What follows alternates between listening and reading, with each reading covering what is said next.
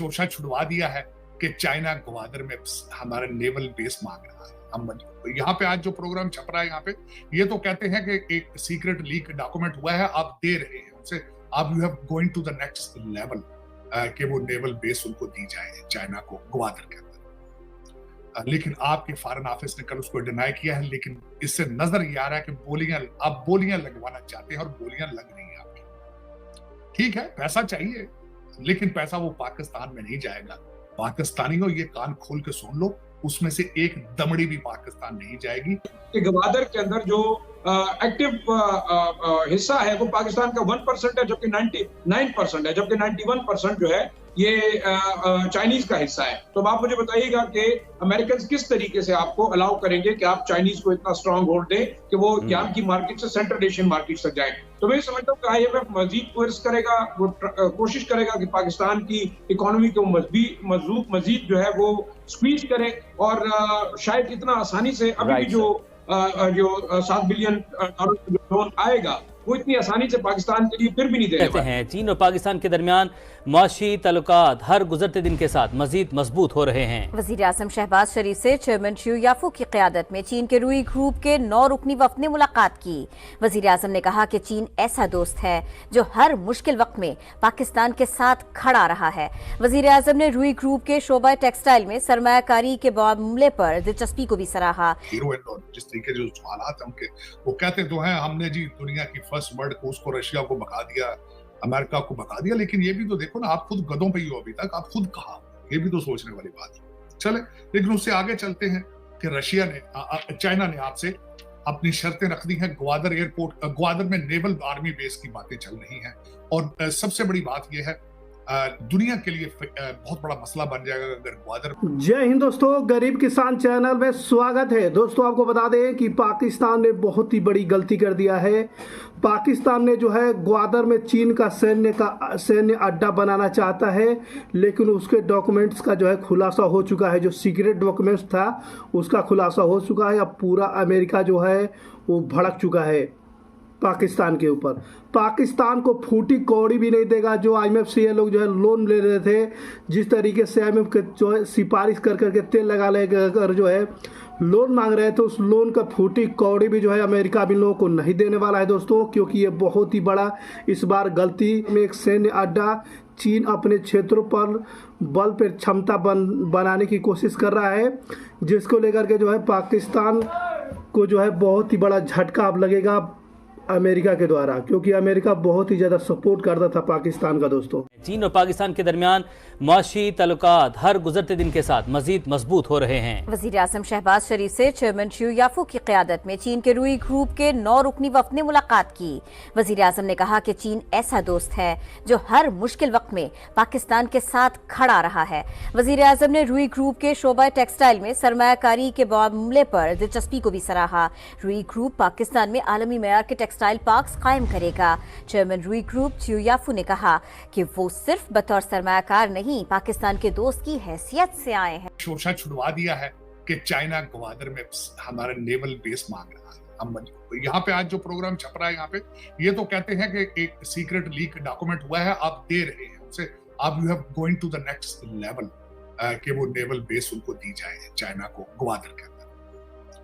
लेकिन आपके foreign office ने कल उसको डिनाई किया है, लेकिन इससे नजर ये आ रहा है कि आप बोलियां लगवाना चाहते हैं और बोलियां लग रही हैं आपकी। ठीक है, पैसा चाहिए, लेकिन पैसा वो पाकिस्तान में नहीं जाएगा। पाकिस्तानियों, ये कान खोल के सुन लो, उसमें से एक दमड़ी भी पाकिस्तान नहीं जाएगी। वो सब के सब लंदन, दुबई और टोरंटो में जाएगी। ये चाहे नेवल बेस बने, चाहे सारे पाकिस्तान के अंदर। हाँ, मैं उस पर एक और बात भी बताना चाहूंगा जो उसकी बड़ी मजे की इंटरेस्टिंग बात है, आपके देखने वालों के, मेरे लिए बड़ी इंटरेस्टिंग है, आपके देखने वालों के लिए इंटरेस्टिंग होगी। साथ दूसरी कुछ शर्तें आई हैं चाइना की तरफ से। उन्होंने कहा कि चाइना का CPEC का हम अगर दोबारा शुरू करेंगे प्रोजेक्ट, तो हम अपनी आर्मी वहां खुद लेकर जाएंगे, हमारी आर्मी खुद जाएगी। आप हमें वहां पे प्रोटेक्शन देने में आप कामयाब नहीं रहे। जब चाइना ने आर्मी की वहां बात की, तो मेरे नजर में फौरन मैं अपने आप को मैंने सोचा कि ये क्या हो रहा है, क्या हो।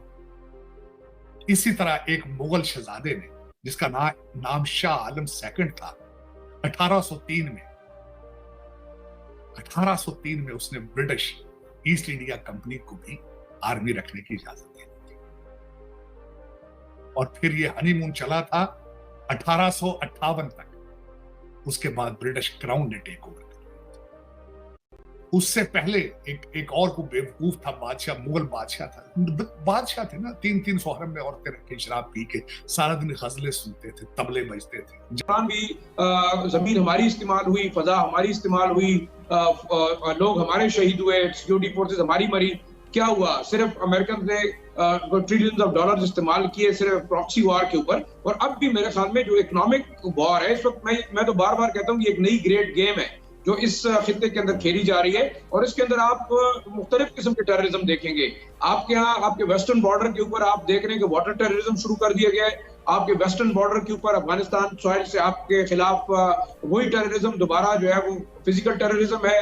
साथ साथ आपका जो इकोनॉमिक कोएर्जन है, आपको इकोनॉमिकली जो है वो कोएर्स किया जा रहा है। तो ये इकोनॉमिक टेररिज्म है जो कि अमेरिका और उसके इत्तेहादी पाकिस्तान के खिलाफ कर रहे हैं। और मैं ये समझता हूँ, देखिए, हमें खुल के बात ये भी करनी चाहिए कि इस वक्त आपके जो यूएई है, आपके जो मिडिल ईस्टर्न ममालिक हैं, वो भी कभी नहीं चाहेंगे कि पाकिस्तान के अंदर गवादर पोर्ट जो है वो चले, यहाँ पे सी पैक हो, यहाँ पे जो है इकोनॉमिक बूम हो। तो मेरे ख्याल ये तमाम चीजें इनडायरेक्टली, और जो IMF का प्रोग्राम है वो भी इसी तमाम चीजों का हिस्सा है कि बार बार पाकिस्तान को प्रेशराइज किया जाए कि वो सी पैक से विड्रॉ करे। अब आप देखें, उस दिन एक स्टेटमेंट आई कि गवादर के अंदर जो एक्टिव हिस्सा है वो पाकिस्तान का 1% है, जबकि 99% है, जबकि 91% जो है ये चाइनीज का हिस्सा है। तो अब आप मुझे बताइएगा कि अमेरिकन किस तरीके से आपको अलाउ करेंगे कि आप चाइनीज को इतना स्ट्रांग होल्ड दें कि वो यहाँ की मार्केट से सेंट्रल एशियन मार्केट तक जाएं।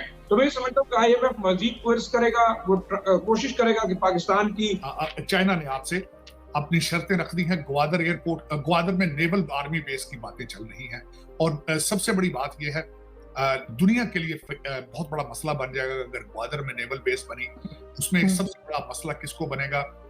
उस रीजन में ट्रेड, वहां पे बंदराबास, वहां पे जो दुबई वालों को इशू होगा, ईरान को इशू होगा, भारत को इशू होगा जब चाइना वहां पे अपने शिप्स लेकर घूमेगा। हमारे तो जो इस वक्त रूलर है, आपको बता दें कि पाकिस्तान ने हमेशा चीन और अमेरिका के साथ अपने संबंधों को संतुलित रखने का जो है पूरी कोशिश करता है हर बार। वहीं अमेरिका और चीन दोनों में पाकिस्तान के राजनीतिक अस्थिरता का फायदा उठाकर प्रभाव बढ़ाने की कोशिश करते रहते हैं दोस्तों। और केवल पाकिस्तान का जो है केवल चीन और अमेरिका ही है, दो जो है अमेरिका पैसा देता है और चीन से जो है उसे बाकी सब सामान मिलते रहते हैं।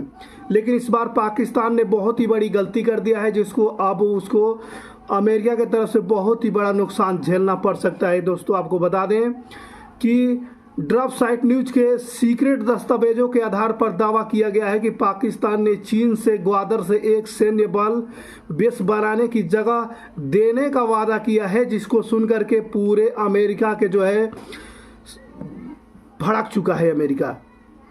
उसके जो IMF थे वो भी भड़क चुके हैं कि इतना बड़ा गद्दारी पाकिस्तान आखिर में कैसे कर सकता है। पाकिस्तान ने चीन के ग्वादर में एक सैन्य बेस बनाने की जगह देने का वादा किया था और वो सीक्रेट जो है कागज दस्तावेज रखा हुआ था। अब उस दस्तावेज का खुलासा हो चुका है दोस्तों। लंबे समय से चल रही पाकिस्तान के अंदर संयुक्त सैन्य अभियानों के अधिकृत मांग पर भी इस्लामाबाद ने भी भरोसा किया था दोस्तों उस समय। आपको बता दोस्तों, अमेरिका के संबंधों की बेहतर प्रयास में 2022 में ही अक्टूबर में पाकिस्तान के सैन्य प्रमुख कमर जावेद बाजवा वाशिंगटन आधिकारिक यात्रा पर गए थे। उस समय बाजवा वाशिंगटन वास्तव चाहते थे, पाकिस्तान सेना अमेरिका की ओर देख रही थी कि हमें जो है अमेरिका का सपोर्ट करेगा वहां सैन्य बल बनाने के लिए, जो इस बार बहुत ही बड़ा धोखा कर दिया पाकिस्तान ने।